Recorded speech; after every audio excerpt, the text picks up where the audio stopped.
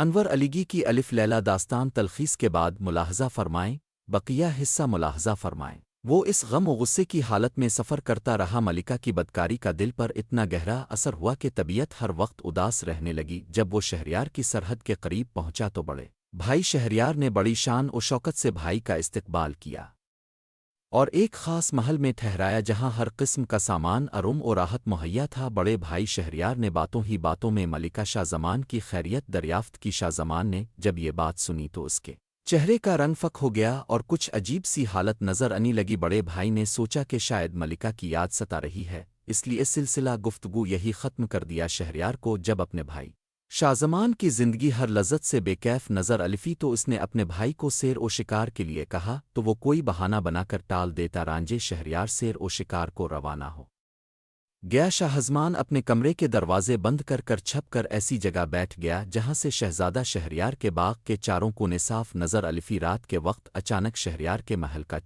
دروازہ کھولا اور 20 عورتیں پرتکلف لباس پہنے باغ کے درمیان پہنچ گئی۔ جی نے شاہ زمان اچھی طرح دیکھ رہا تھا، لیکن شہزادہ شاہ زبان پر ایسی جگہ بیٹھا ہوا تھا کہ باغ سے کوئی شخص اسے دیکھ نہیں سکتا تھا۔ ان سب عورتوں میں سے 10 نے اپنا لباس تبدیل کیا تو شاہ زمان نے دیکھا کہ جن عورتوں نے اپنا لباس تبدیل کیا دراصل وہ حبشی مرد ہیں۔ اتنے میں ملکہ شہریار بھی باغ میں داخل ہوئی اور مسعود مسعود پکارتی ہوئی اگے بھری۔ اتنے میں ایک قوی ہیکل حبشی جو کہ شاید اس کی اوز پہچانتا تھا دوڑ کر اس کے پاس آلف، جسے دیکھ کر ملکہ بہت خوش ہوئی۔